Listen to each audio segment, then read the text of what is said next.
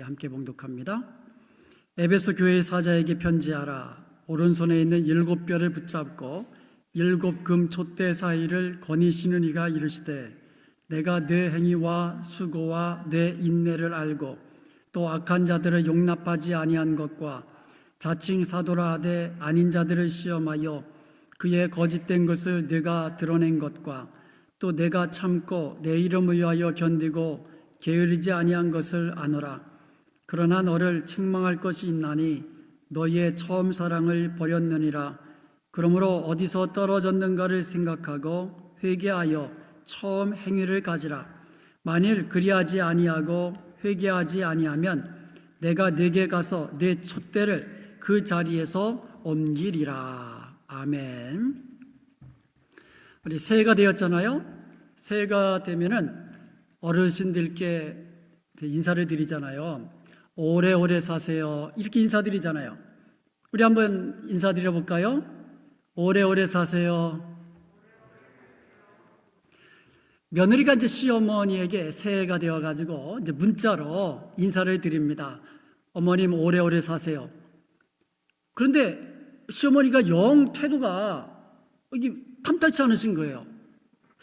그래서 이상하다 하고 보낸 문자를 확인해 봤더니 어머님 오래오래 사시네요. 오래오래 사시네요. 이렇게 잘못 친 거예요.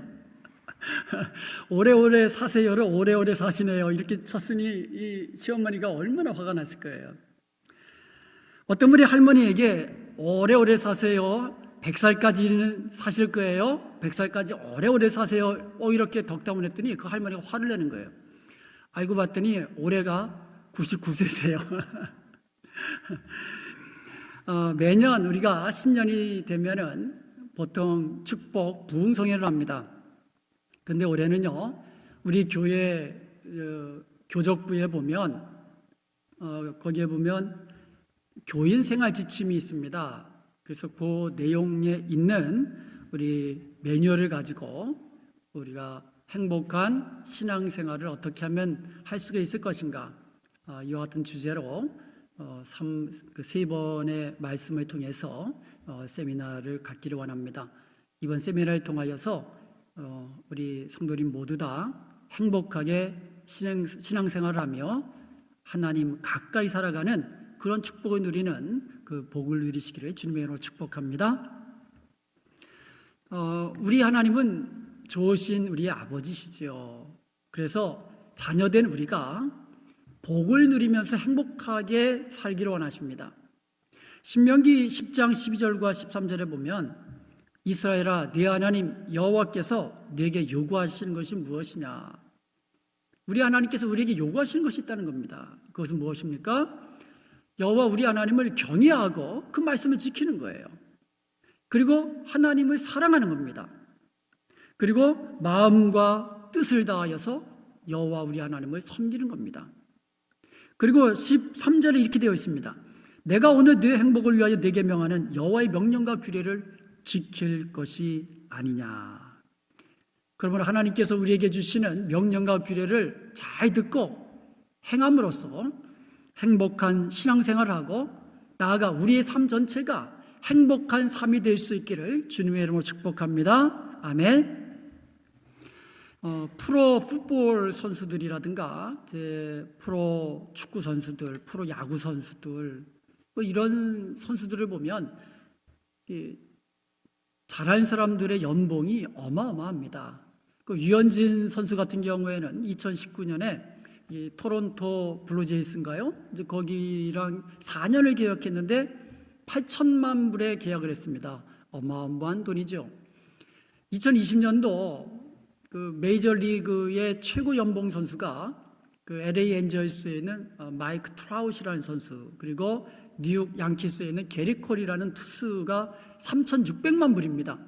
여러분 3,600만 불이면 하루에 10만 불씩 받는 거예요. 하루에.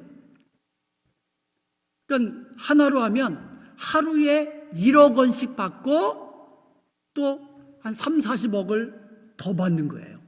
어마어마한 돈이죠. 물론 이제 작년에는 팬데믹 때문에 경기가 3분의 1로 축소돼 가지고 연봉도 3분의 1로 그렇게 줄여서 받았지만 어마어마한 연봉이죠. 그 손흥민 선수라고 잘 알죠? 축구 선수. 영국 그 뭐라 그러죠? 영국의 토트넘 하스퍼 팀 선수인데요. 요즘 아주 대단합니다. 그래서 월드 클래스 반열에 올랐었어요. 이런 선수들의 연봉도 어마어마하잖아요. 그런데 이렇게 어마어마한 연봉을 받는 프로 선수들도요, 매일같이 훈련을 합니다. 아니, 그렇게 잘하면 그냥 하루 이틀, 한 주, 두 주 쉬어도 되지 아니에요. 잘하는 사람일수록, 잘하는 선수일수록 더 열심히 매일같이 훈련합니다.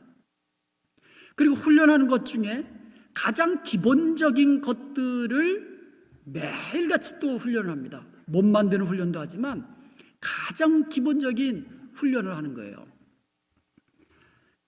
우리가 신앙생활도 마찬가지입니다. 우리가 행복한 신앙생활을 하기 위해서는요, 우리가 기본적인 그런 신앙 훈련을 항상 반복해서 해야 되는 거예요. 반복해서 습관이 될 때까지. 그래서 이번 세미나를 통하여서 가장 기본적인 그런 신앙생활이 무엇인지 알고 또 그것을 반복해서 또 듣고 그대로 살기로 결단할 수 있기를 주님의 이름으로 축복합니다. 자, 한번 따라해서 보겠습니다.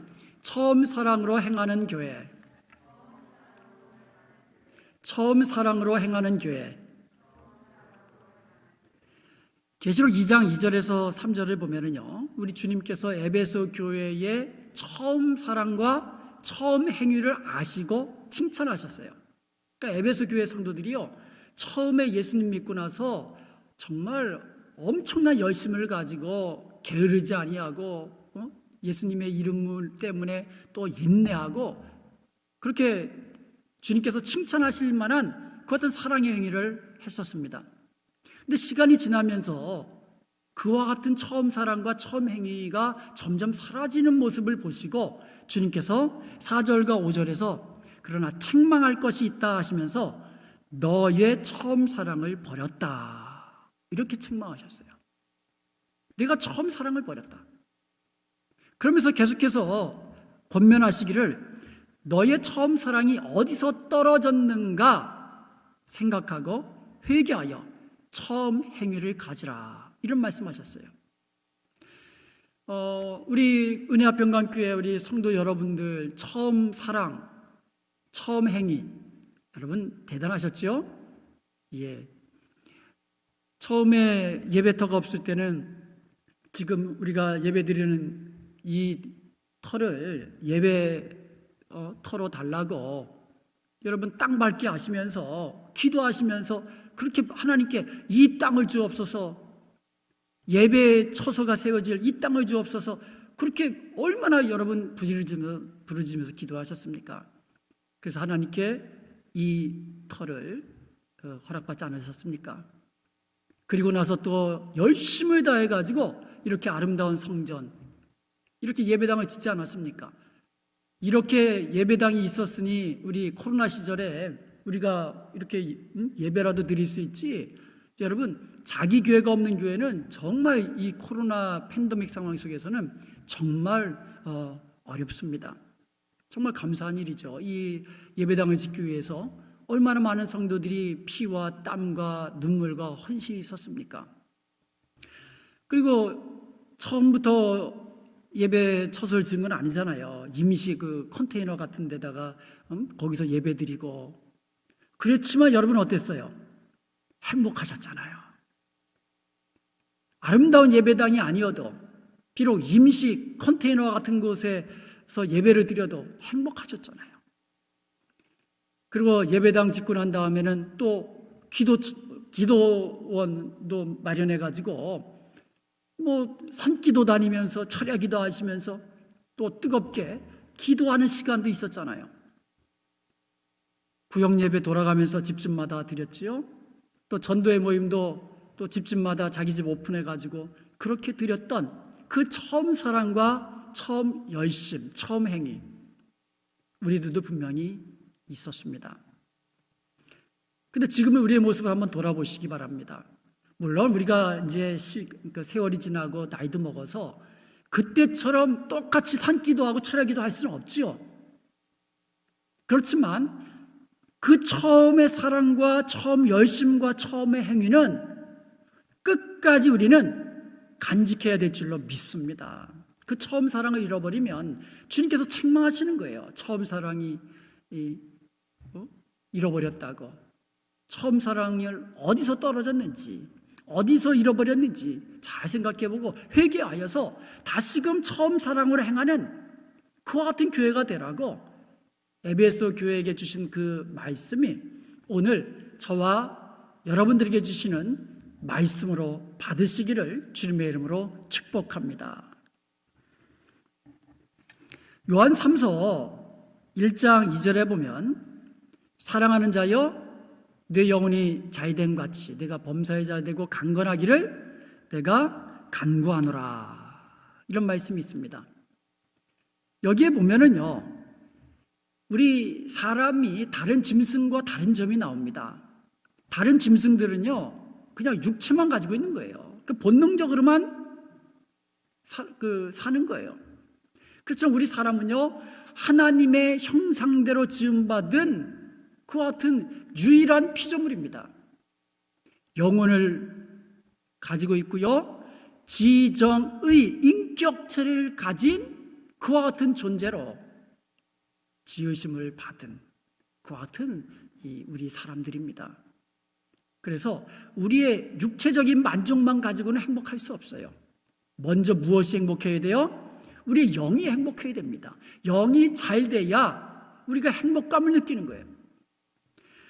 그래서 우리 2021년 새해에는 이번 또 이 행복한 신앙생활 세미나를 통하여서 우리의 영이 먼저 잘 되는 그와 같은 이 한 해가 되어서 우리 영이 잘 되고 또 범사가 잘 되고 강건케 되는 축복을 누리며 살기를 주님의 이름으로 축원드립니다. 여러분, 우리 영혼이 잘 되려면요 하나님 안에 있어야 됩니다. 하나님 가까이 있어야만 합니다. 하나님 사랑하고 하나님 섬겨야 하는 것입니다. 시편 73편 28절에 보면 하나님께 가까이함이 내게 복이라, 이런 말씀이 있습니다. 그래서 2021년도에는 어떤 한 해보다도 더 하나님 가까이 가는 그런 한 해가 되기를 원합니다. 그리고 영적인 것, 영혼의 건강에 우선적으로 관심을 두기를 바랍니다. 여러분, 몸이 조금만 아파도 그거 가지고 병원 가고 또 치료받고 약 드시면서 그러잖아요.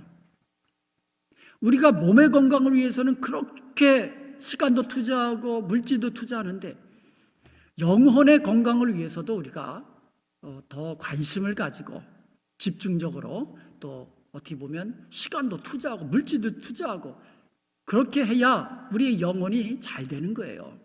우리의 영혼이 저절도 잘 되지 않습니다. 우리 육체가요 저절로 건강해집니까? 절대로 저절로 건강해지지 않습니다. 마찬가지로 우리의 영혼도요 절대로 저절로 잘 되지 않습니다. 저절로 건강해지지 않습니다. 그러므로 영혼의 건강에 우리가 관심을 더 가져야 될 것입니다. 영혼의 건강에 있어서 가장 중요한 것은 말씀과 기도입니다. 먼저 말씀 생활에 대해서 살펴보도록 하겠습니다. 여러분, 오늘 저녁 식사하셨어요? 예. 우리 한국에서는요 모든 것이 밥으로 통합니다. 혼낼 때 너 오늘 국물도 없는 줄 알아? 고마울 때 야 진짜 고맙다, 나중에 밥 한번 살게. 안부 물어볼 때 밥은 먹고 지내냐? 아플 때 밥은 꼭 챙겨 먹어라. 인사만 할 때 식사는 하셨습니까? 밥은 먹었냐? 재수 없을 때 야 진짜 쟤 밥맛 없지 않아? 한심할 때 야 저래서 밥 벌어 먹겠냐? 무언가 잘해야 될 때 사람은 밥값은 해야지. 나쁜 사이일 때 아유 그 사람하고는 밥 먹기도 싫어. 범죄를 저질렀을 때 너 그러다 콩밥 먹는다, 멍청하다고 생각할 때, 이 밥팅아. 심각한 상황일 때, 야, 너 이 상황에서 목구멍에 밥이 넘어가냐? 엄마가 말릴 때, 야, 그게 밥 먹여주냐? 최고로 정 떨어지는 말, 밥맛 떨어져. 이게 정 떨어지는 말이에요. 쟤는 정말 밥맛 떨어지네요. 그리고 비꼴 때, 야, 밥만 잘 처먹더라. 좋은 사람, 밥 잘 사주는 사람, 최고의 심, 밥심, 최고로 나쁜 놈, 다 된 밥에 재 뿌리는 놈. 그 다음에 얄미운 놈은 다 된 밥상에 숟가락만 얹는 놈. 그 다음에 좋은 와이프의 평가 기준. 네 와이프는 밥은 잘 차려주냐?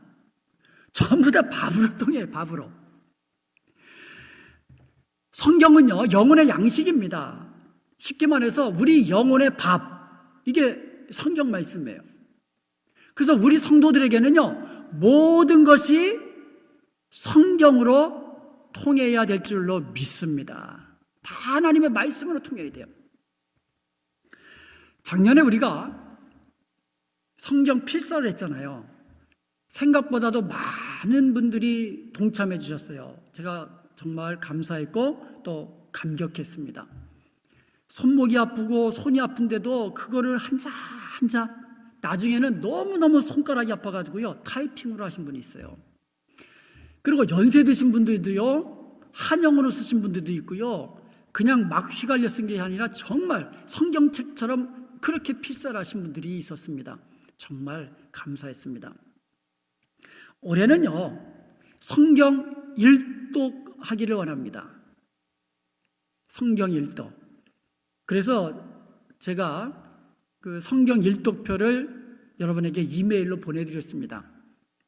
그리고 그 이번 주일날 교회 오시는 분들은 성경 일독표를 또 가져가시면 되고요. 또 혹시 영상으로 예배 드리시는 분들은 교회에서 성경 일독표를 또 발송해 드리도록 하겠습니다. 만약에 그거 집에서 혹시 프린트 하실 수 있으면 그 프린트 하셔서 체크해 가면서 읽어 나가시면 될 것입니다.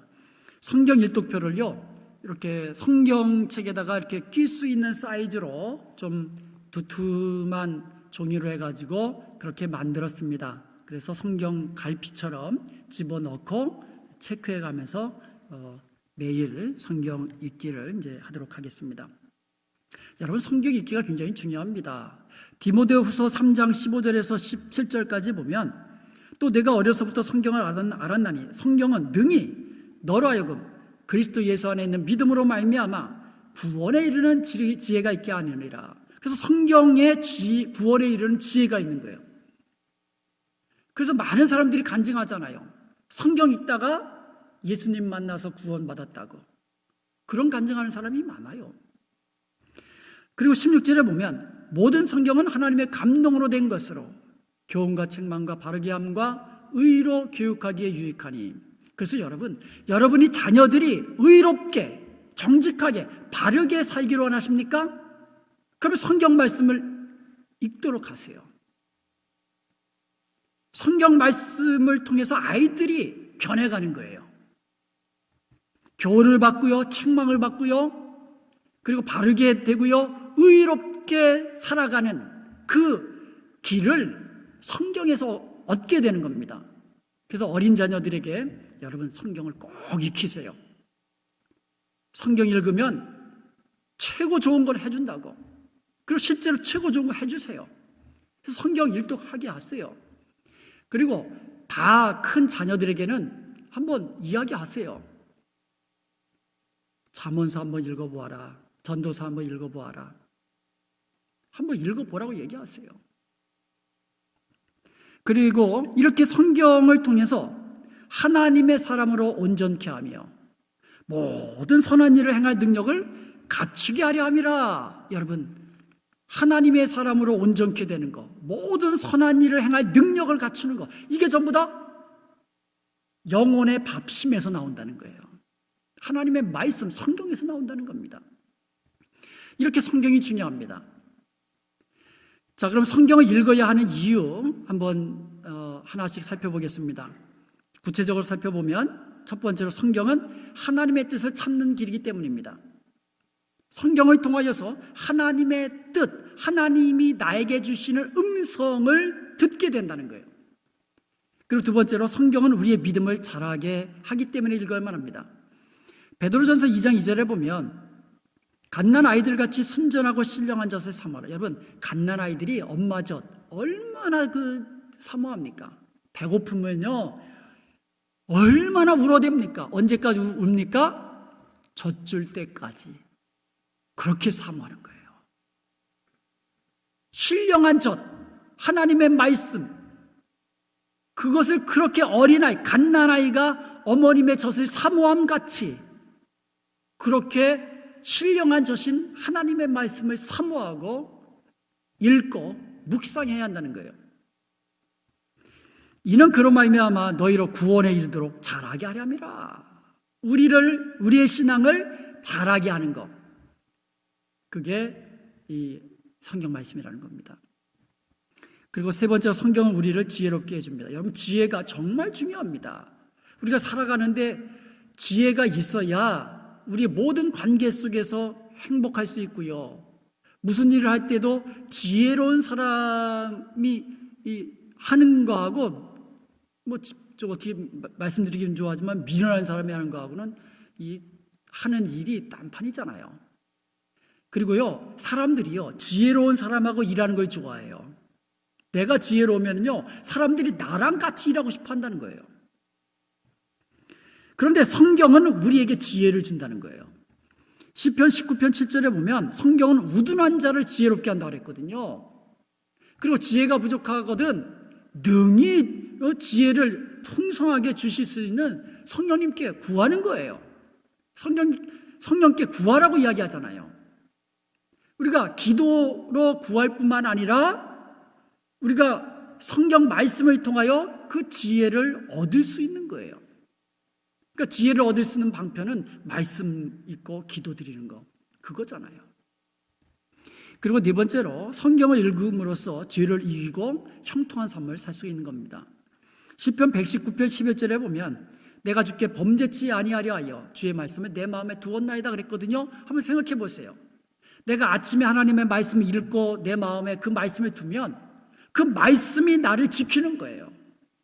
내 길을, 죄의 길로 가는 내 길을 막아서는 거예요. 하나님의 말씀이 생각나는 거예요. 여러분 그런 경험 안 해보셨어요? 내가 죄를 범하려고 할 때에 하나님의 말씀이 생각나서 스탑하는 경우,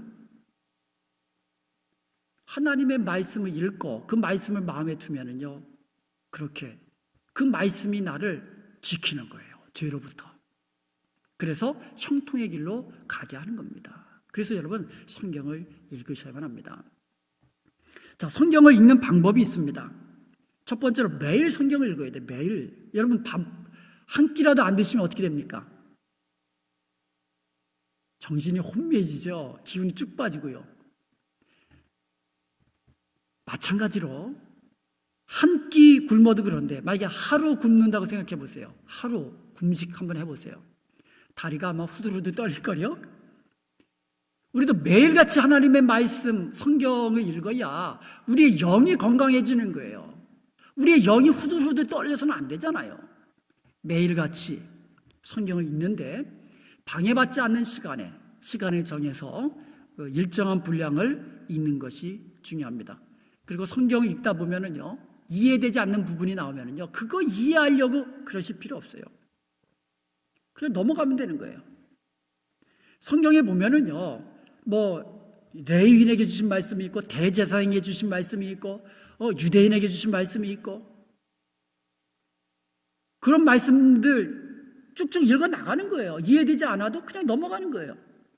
그러면 나중에 다른 것 읽다 보면 먼저 이해되지 않는 부분이 또 이해가 되기도 합니다. 성경은요 서로 연관성이 있어요. 상호 의존적입니다. A와 B가 A를 모르면 B를 알면 A를 알 수가 있고요, A를 알아야 B를 이해하는 데 도움이 될 수 있는 거예요. 그래서 신약과 구약은 상호 의존적이에요. 신약은요 구약 바탕을 통해서 신약을 알아야 되고 또 신약을 알아야 비로소 구약의 문이 열리는 거예요. 그래서 여러분 지금 읽고 있는 이 부분이 이해가 안 된다고 해서 막 시간 끌지 마시고요. 바로바로 그냥 넘어가세요. 한 번 읽고 또 다음에 또 읽고 또 다음에 읽다 보면 그때 또 이해가 되는 거예요. 성경에 보면은요, 어린 아이가 읽을 수 있고 어린 아이가 먹을 수 있는 아주 소프트한 음식이 들어있기도 하고요. 또 성경 말씀 안에는요, 장성한 어른이 먹을 수 있는 딱딱한 음식과 같은 말씀이 있어요. 섞여 있는 거예요. 그러니까 내 신앙의 성장 과정에 따라서 이해되는 그 단계가 틀린 거예요. 그러니까 지금 내 신앙 수준에서 다 이해가 된다? 어림도 없고 저도 이해가 안 되는 난해한 구절들이 있어요. 그러니까 성경 말씀 읽다가 이해가 안 되는 부분이 있으면 그냥 빨리빨리 넘어가세요. 그렇게 해서 쭉쭉 읽어 나가시기 바랍니다. 두 번째로, 성경을 읽기 전에 간절한 마음으로 성령께 지혜를 달라고, 깨달음을 달라고 기도하고 시작하시기 바랍니다. 성경은요, 이 하나님의 감동으로 기록된 책이잖아요. 성령, 하나님의 영이시거든요. 그래서 하나님의 영으로 감동받은 사람들이 기록한 것이기 때문에 우리가 성경을 읽고 깨달을 때에도 성령의 도우심이 필요하다는 그와 같은 겸손한 마음으로 이 기도함으로 시작하는 거예요. 요한복음 14장 26절에 보면 성령, 그가 너희에게 모든 것을 가르치시리라, 예수님이 이런 말씀하셨어요. 성령께서 모든 것을 우리에게 가르쳐 주신다는 거예요. 고린도전서 2장 12절에 보면 성령, 하나님의 영인데 성령께서는 우리로 하여금 하나님께서 우리에게 은혜로 주신 것을 알게 하려 함이라. 그러니까 하나님께서 우리에게 은혜로 주신 것들이 있는데 그 중에 가장 중요하고 대표적인 것이 말씀 아닙니까? 그와 같은 것들을 알게 하시는 분이 성령 하나님이라는 거예요. 그러니까 우리가 하나님 말씀 읽을 때에 먼저 성령께 도우심을 구하고 기도하는 것이 중요합니다. 그리고 정독하고 다 읽고 난 다음엔 깨달은 말씀을 실천하는 것이 중요하잖아요. 그래서 깨달은 말씀을 실천하여 거룩한 삶을 살 수 있도록 또 성령님께 의지하면서 기도를 드려야 되는 거예요. 그러니까 하나님의 말씀을 읽는 게 목적이 아니잖아요. 하나님의 말씀을 읽고 마음에 두고 그 말씀을 묵상하고 그 말씀대로 살아가는 것이 우리의 마지막 목적이기 때문에 내심으로 안 되니 성령님 도와주옵소서. 이렇게 성령께 이와 같은 이 성경 말씀을 적용해서 실천할 수 있도록 의지하면서 기도하는 것이 또 중요한 것입니다. 자, 성경 읽기 방법. 첫 번째로 뭐라고요? 매일 읽는다. 두 번째로 기도하기 전에 성령님께 기도하고 읽는다. 세 번째로 말씀을 읽고 깨달은 말씀을 실천할 수 있도록 성령님께 도와달라고 기도함으로 마친다. 이게 성경을 읽는 이제 방법이 되겠습니다. 여러분, 에베소서 6장에 보면은요, 마귀를 대적하는 하나님의 전신갑주가 있습니다. 그 중에서 구원의 투구 이렇게 막 있는데 전부 다 믿음의 방패 전부 다 수비용이에요. 근데 공격용 무기가 있습니다. 칼은 공격하는 거예요. 이 방패는 이 상대방의 그 공격을 막아내는 거고 이 칼은 공격하는 거잖아요. 근데 이 공격용 무기 칼을 뭐라고 합니까? 성령의 검, 곧 하나님의 말씀을 가지라, 이렇게 돼 있어요. 우리가 마귀와 대적해서 싸워서 이기는 공격용 무기가 있는데 그게 성령의 검이라는 거예요. 그게 하나님의 말씀이라는 겁니다. 그런데 한번 생각해 보세요. 지금 이제 둘이서 싸우고 있는데 내가 칼로 휘두른단 말이에요. 목에다 들리고 찌른단 말이에요. 그러면 내가 성령의 검으로 싸우는 대상이 누구예요? 마귀잖아요. 지금 마귀랑 싸우는 거잖아요. 그러면 마귀가 자기 목에 칼들이 대면 좋아하겠어요? 한번 생각해 보세요. 여러분, 누가 여러분 이 목에다 칼들이 대면 그 좋아할 사람 아무도 없죠. 마귀도 마찬가지예요. 자기 목에 칼 들여대는 성도 싫어하는 거예요. 그래서 성도들이 성경 말씀 읽는 것 누가 방해해요? 사탄이 방해하는 겁니다. 그래서 여러분이 성경 읽기로 마음에 작정하고 성경책 피고 읽기를 시작하는 순간부터, 아니 그 이전부터 사탄의 방해 공작이 시작될 것입니다. 그런데 어떠한 방해에도 성경 읽기를 꾸준히 시작하고 계속 읽다 보면 어느 순간 이 사탄의 방해는 다 물리칠 수 있는 거예요. 여러분, 작년에 성경 필사를 했잖아요. 근데 성경 필사를 딱 시작하기로 광고하고 시작하니까 그때부터요, 성도님들 몇몇 가정에 아주 그 이상한 좀 안 좋은 일들이 막 터져나기 시작하는 거예요. 왜 그럴까요? 사탄이 제일 싫어하는 일을 하니까 방해도 심한 거예요.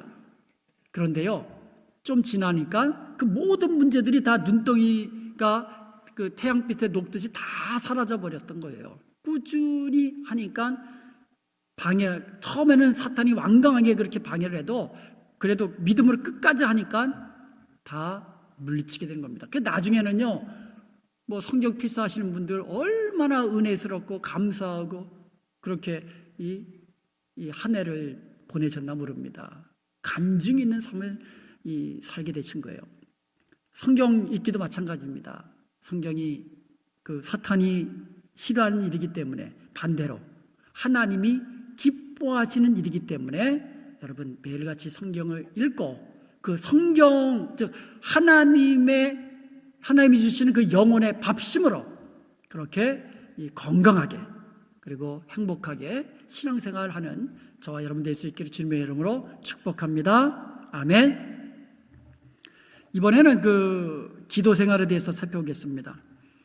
여러분 혹시 그런 경험 여러분도 아마 해보셨을 거예요. 어렸을 때 이제 수영장에 가면 이제 시합을 하잖아요.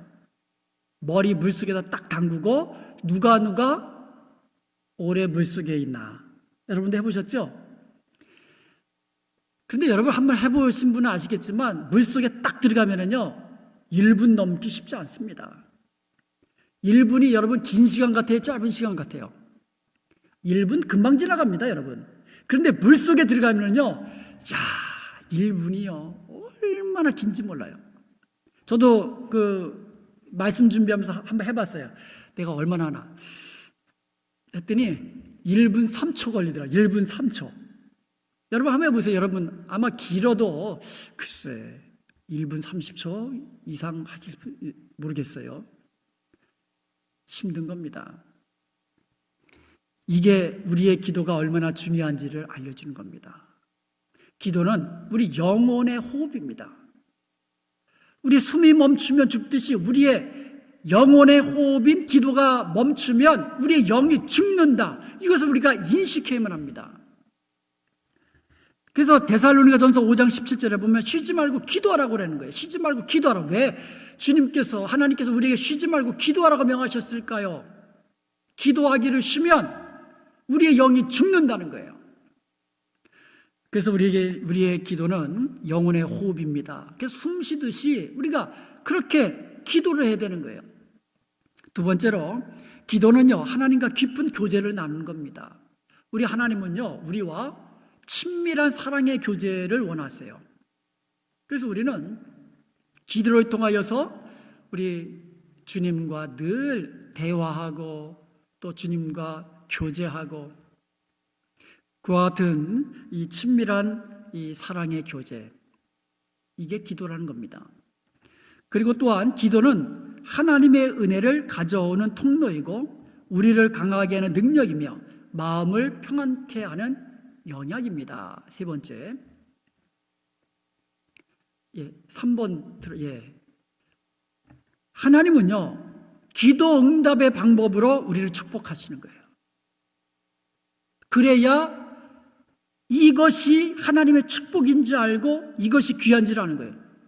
하나님이 만약에 그냥 복을 막 나눠주잖아요. 그러면 받은 사람들은 이게 당연한 줄 알아요. 이게 귀한지를 몰라요. 그런데 내가 간절히 기도해서 하나님이 주시는 응답으로 기도 응답을 받으면요, 이것은 하나님이 주신 축복이구나, 그걸 알고요, 귀한 걸 알고요, 감사를 알고요. 그래서 하나님은요, 은혜를 주실 때에 기도 응답의 방법으로 주신다는 거예요. 그리고 기도함으로 우리를 강하게 하고 우리의 마음을 평안하게 누릴 수 있는 그 같은 영양, 이 같은 것이 기도라는 거예요. 때문에 우리는 매일매일 항상 기도해야만 합니다. 그래서 기도할 때는요, 일정한 시간을 정해서, 방해받지 않는 시간 정해서 하는 것이 중요합니다. 말씀과 더불어 우리가 큐티, 콰이어 타임, 경건의 시간 갖는 것, 그러면 말씀과 기도를 함께하는 시간이기 때문에 굉장히 이제 중요하겠죠. 그래서 매일같이 제가 평강 타임을 보내드리고 있잖아요. 그 평강 타임을 가지고 하면 시간 오래 걸리지 않습니다. 5분, 10분이면 다 끝납니다. 그렇게 하루 평강 타임을 통해서 주님과 말씀과 기도로 교제하고 하루를 시작하는 거 중요하고요. 그래도 좀 전에도 말씀드렸지만 쉬지 않고 항상 주님 생각하면서 그렇게 주님과 대화하면서 하루하루 살아가는 것이 굉장히 중요합니다. 그리고 기도할 때는요, 또 기도 제목을 가지고 기도하는 것이 중요합니다. 아까도 말씀드렸지만 하나님은 우리의 기도 응답의 방편으로 축복하시기 때문에 구체적으로 기도 제목을 하나님께 드리면서 기도하는 것이 중요하다는 것이죠. 여러분의 그 자녀들의 어떤 믿음의 배필을 위해서 기도한다면 믿음의 배우자를 위해서 기도합니다. 믿음의 배우자를 주옵소서. 그 뜬구름이잖아요. 여러분이 정말 여러분의 자녀들을 사랑하는 그 마음이 있다면 우리 아이들에게 가장 좋은 믿음의 배필은 어떤 아이일까? 그걸 구체적으로 기도할 필요가 있다는 거죠. 우리 큰딸 하경이가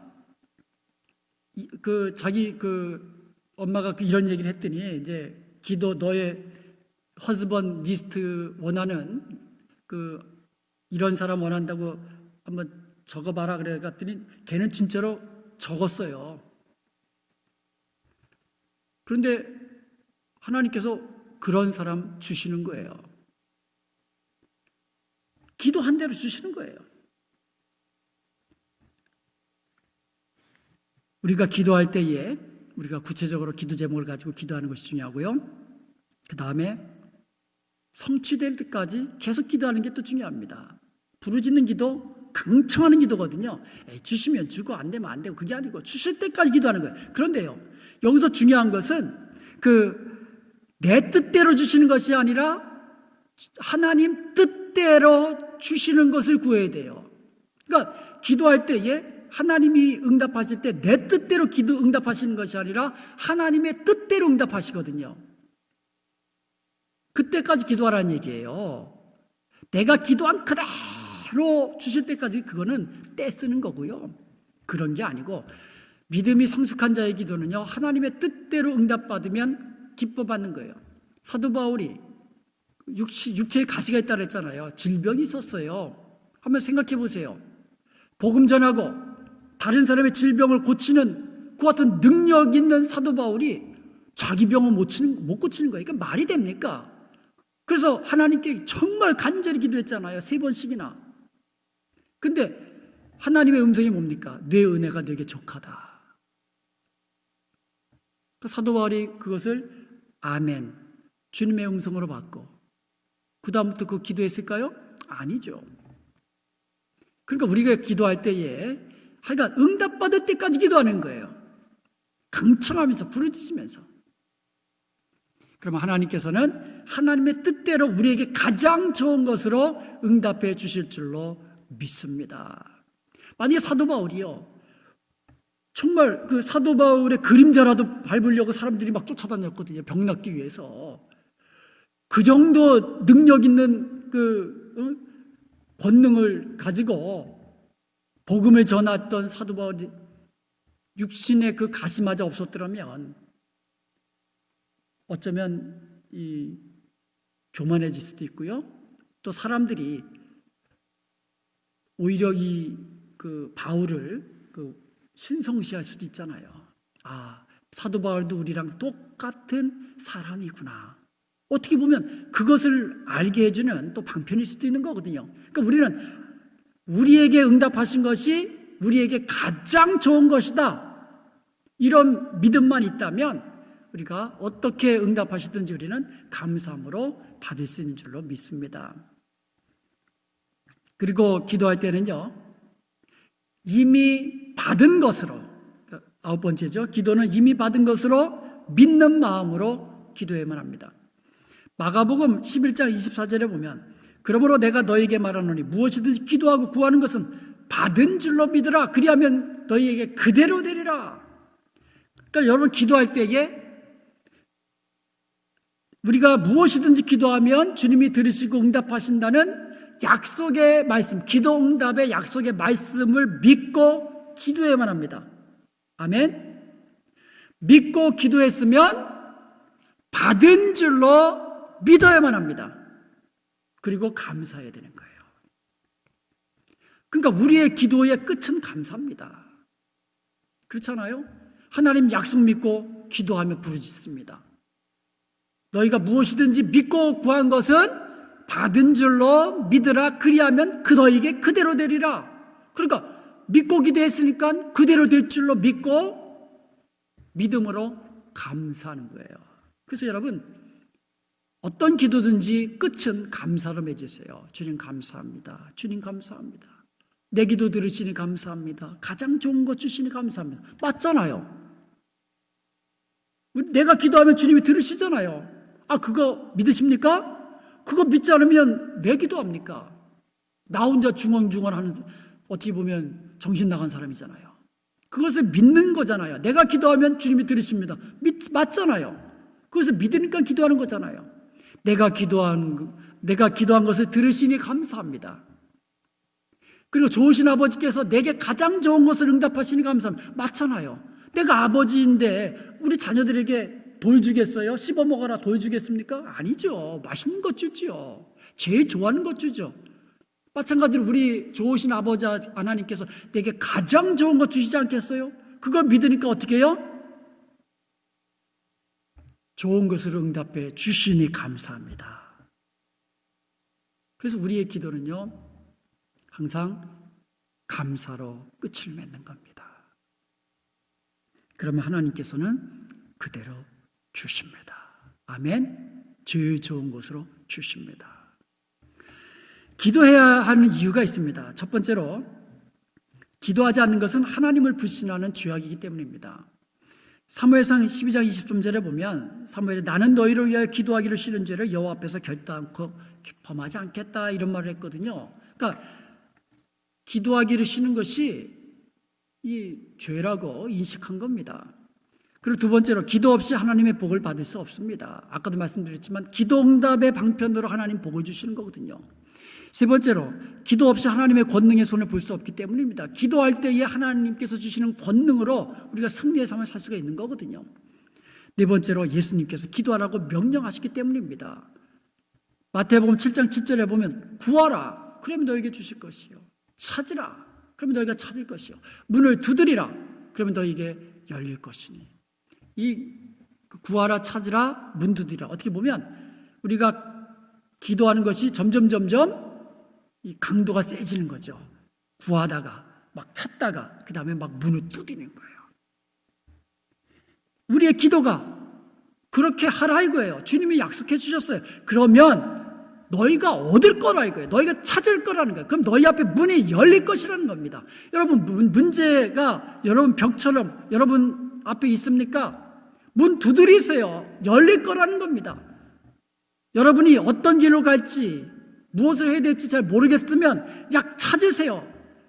여러분이 찾게 된다는 거예요. 길을 찾게 된다는 거예요. 방법을 찾게 된다는 거예요. 여러분의 필요한 것이 있습니까? 구하라는 거예요. 그러면 주신다는 거예요. 우리 주님의 명령입니다. 어떤 명령이에요? 우리에게 복을 주시기 위한 명령이라는 거예요. 그리고 다섯 번째로, 기도 없이는 신앙생활이 잘할 수 없어요. 주의 유혹을 이길 수 없습니다. 그러면 여러분, 기도해야 돼요. 쉬지 말고 기도해야 됩니다. 대표 기도를 맡게 되잖아요. 우리가 신앙생활을 좀 하면 어떤 자리에서 대표 기도를 이제 부탁받게 됩니다. 우리 공예배 때도 대표 기도 우리 장로님들과 우리 안수 집사님들이 돌아가면서 하시고요. 그 다음에 구역 예배나 전도회 모임, 소그룹 모임을 가면 또 대표로 기도해야 할 그러한 그 기회를 또 가지게 됩니다. 그래서 특별히 이제 공적인 예배, 공예배 때 대표 기도할 때는요, 그런 분들은 미리 나와서 충분히 기도하면서 준비해야 되고요. 그 다음에 몸가짐, 복장도 이제 단정하게 정장으로 하셔야 되고요. 그 다음에 기도 제목의 방향과 핵심을 잘 정하고, 특별히 설교하시는 그 목사님의 그 설교 제목과 그 성경도 미리 본문에 읽어보셔서 그 말씀에 맞도록 또 기도하는 것이 또 중요하고요. 그 다음에 절기 때, 절기 행사 때, 교회 행사 때 이런 행사가 있는지 살펴서 또 기도하는 것이 중요하고요. 그 다음에 기도의 영이신 성령님께 의지하면서 기도하는 게 중요하고요. 그 다음에 대표 기도는요, 예배에 관련된 것만 간략하게 그리고 짧게 기도하는 것이 중요합니다. 그래서 보통 3분 이내로 그렇게 기도가 맞춰지도록 대표 기도를 해야만 합니다. 저는 성격이 좀 내성적이에요. 그래서 사람 앞에서 이렇게 막 나서서 하는 거 그런 거를 좀 좋아하지 않습니다. 그런데 목사다 보니까 지역적으로 연합해서 특별 집회하는 경우가 있어요. 부활절 연합 예배라든가 성탄절 연합 예배 같은 경우에는 이제 교회들이 모여서 함께 연합 예배 드리거든요. 그럴 때 대표 기도할 그런 기회를 가지게 됩니다. 저는 개인적으로 대표 기도를 잘 못한다고 생각해요. 참 저는 다른 목사님들이 대표 기도하는 것을 들으면 참 은혜스럽게 잘하는데 저는 대표 기도를 잘 못한다고 생각해요. 그런데 다른 목사님들은 반대로 저보러 대표 기도를 참 잘한다고 그래요. 나는 잘 못한다고 생각하는데 딴 사람들은 나보다 대표 기도를 잘한대. 왜 그럴까? 저는 그 이유를 이렇게 생각합니다. 부활절 예배든 성탄절 예배든 그 예배의 성격에 맞춰서 아주 그 예배에 관련된 것만 간략하게 아주 짧게 기도합니다. 그래서 제가 기도하면 아주 짧아요. 그 예배에 관련된 것만 딱 하고 마치거든요.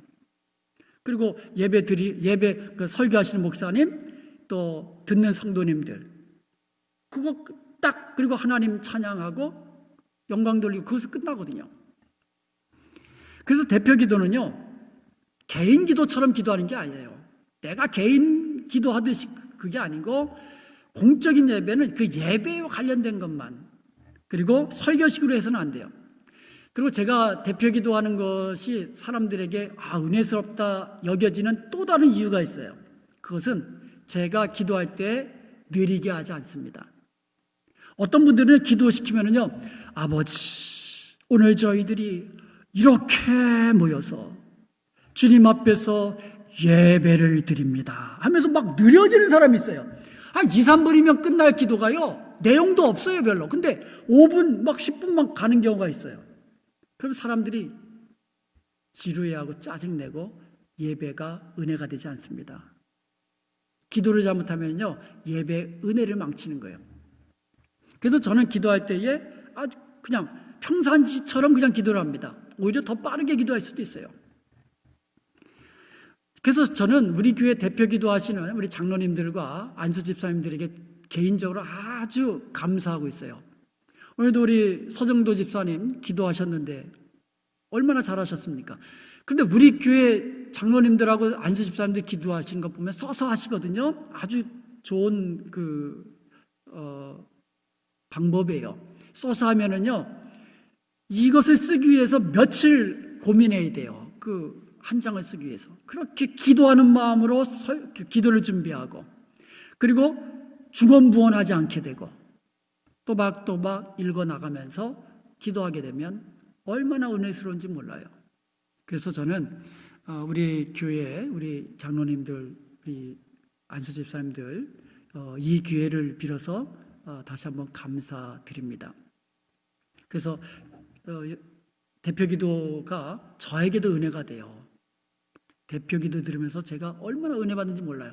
제가 은혜 받는 것을 보면 우리 성도님들은 더 은혜 받게 되는 줄로 믿습니다. 오늘은 여기까지만 하도록 하겠습니다. 더 준비를 했는데 오늘은 여기까지만 하겠습니다.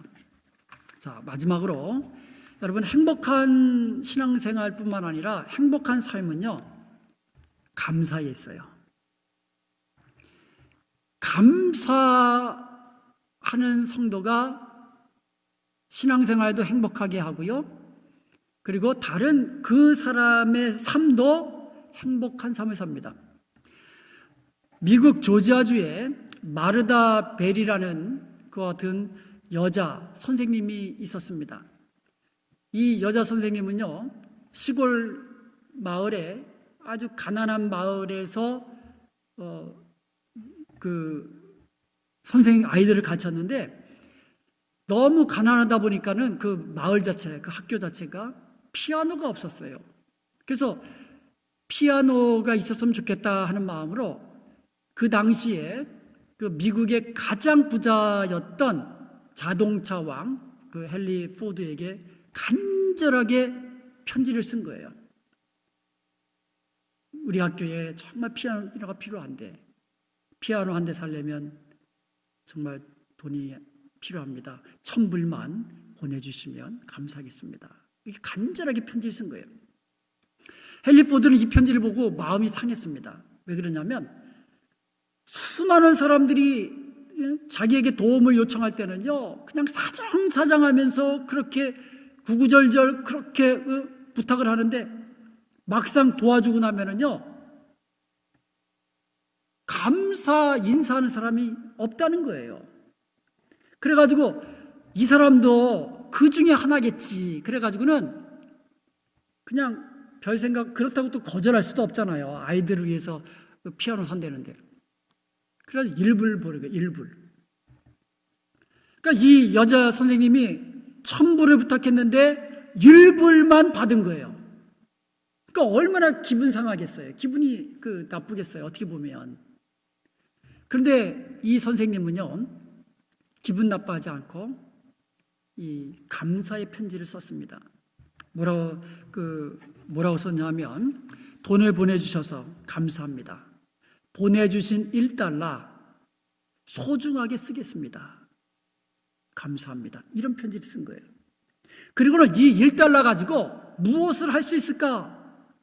그렇게 생각하다가 땅콩 씨앗을 산 거예요. 1달러어치 땅콩 씨앗을 사가지고 그 학교 운동장 한쪽에다가 그 씨앗을 뿌린 거예요. 그 얼마 지나면서 그 땅콩이 자라가지고 또 얼마만큼 수확을 거둔 거예요.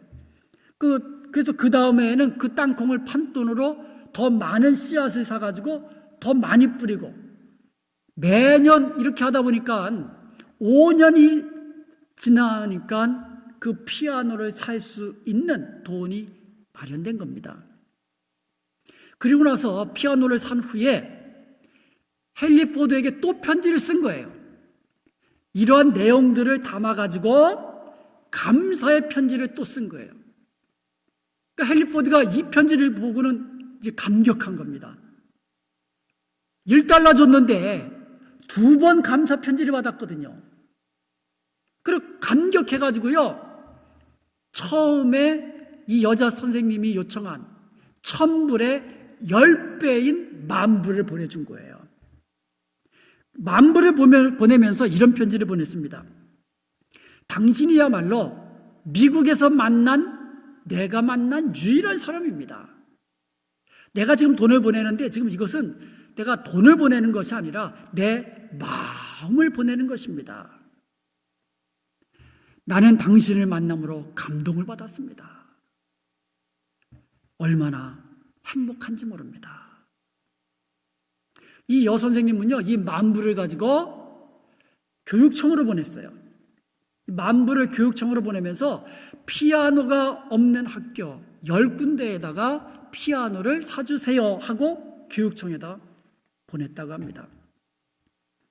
여러분, 이 선생님이 1달러를 받고 불평과 불만을 심은 것이 아니라 감사로 심은 겁니다.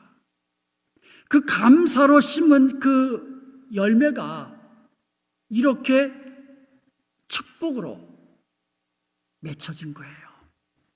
여러분, 양이 양을 낳잖아요. 소가 소를 낳는 거예요. 불평이 불평을 낳는 거고요. 원망이 원망을 낳는 거고요. 저주가 저주를 낳는 겁니다. 감사가 감사를 낳는 겁니다. 감사를 심으면 하나님께서는 더 큰 감사로, 더 큰 축복으로 우리에게 부어주시는 것을 믿으시기 바랍니다. 불평은 불행의 시작이에요. 그런데 감사하기 시작하면 계속해서 감사하는 일들이 생겨나는 거예요. 불평하고 불평과 불만과 원망과 저주하면은요, 여러분, 없는 병도 생깁니다. 그러나 감사는요, 있는 병도 치료되는 줄로 믿습니다. 여러분, 계속 감사해 보세요. 그러면 병도 낫는 거예요. 감사하세요. 감사하세요. 저는 저희 그 집사람 이제 아프면서 기도하잖아요. 하나님이 고쳐주셔야 그 교회에서 다른 성도들을 섬길 수가 있지 않습니까? 집사람이 아프면은 섬김을 받아야 되는데 섬기는 사람으로 하나님께서 쓰시길 원하신다면 고쳐주셔야 되지 않겠습니까? 그렇게 얼마나 기도했겠습니까? 그러면서 기도의 끝은 뭐라고요? 하나님이 고쳐주실 줄로 믿고 감사합니다. 감사 기도하는 거예요. 감사 기도하는 거예요. 그래서 제가 집사람한테 이야기합니다. 감사하라고, 감사하라고. 계속 감사하라고. 고쳐주시니 감사합니다. 고쳐주시니 감사합니다. 계속 감사하라고. 그러면 감사를 하나님이 받으시면 안 고쳐주실래도 안 고쳐주실 수가 없는 거예요. 왜? 이미 감사를 받으셨잖아요. 감사는 문제를 해결하는 능력이 있습니다. 모든 것을 해결하고 지금 상황을 변화시킬 수 있는 능력은 감사에서 나오는 겁니다. 일이 잘 안 되고 꼬여가만 갑니까? 그때가 감사의 때인 것을 믿으시기 바랍니다. 찬송할 때예요. 그때 불평할 때가 아니라 더 감사할 때입니다. 일이 잘 안 될 때 더 감사하시고 더 찬양하시고, 이렇게 감사하는 사람에게 축복의 길이 열리는 겁니다. 신앙인의 영적 성숙도를 평가하는 것 중에 가장 중요한 것 중에 하나가 감사예요. 감사를 많이 하는 사람이 신앙적으로 성숙한 사람이에요. 감사를 많이 하시기 바랍니다. 크리스찬은요, 건강할 때만 감사하는 게 아닙니다. 몸이 아플 때 그래도 감사의 조건을 찾아서 감사하는 것이 크리스찬이고, 더 감사하는 것이 성숙한 크리스찬이고, 더 많이 감사하면 더 많이 감사할수록 우리는 행복한 신앙생활을 하게 되는 겁니다. 장사가 잘 되고 수입이 좋고 성공할 때만 감사하는 게 아니에요. 장사가 잘 안 될 때도, 수입이 줄어들 때도, 그리고 이 실패 중에도, 역경 중에도 감사할 줄 아는 사람이 이게 리얼 크리스찬입니다.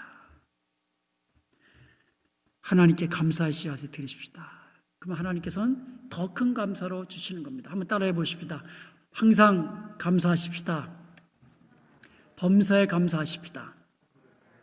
자, 끝으로 한번 따라해 봅시다. 그러니까 감사, 그럼에도 감사, 그럴수록 감사, 그러니까 감사.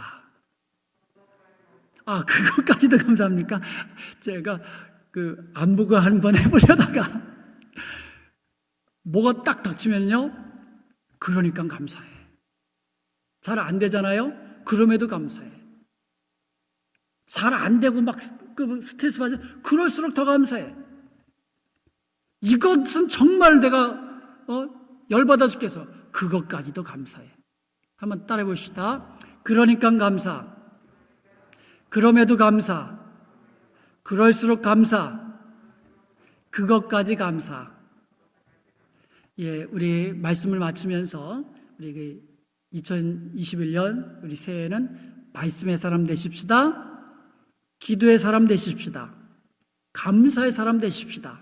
그래서 행복하게 신앙생활을 하고 또 행복한 삶을 누리는 저와 여러분 되시기를 주님의 이름으로 축원드립니다. 아멘.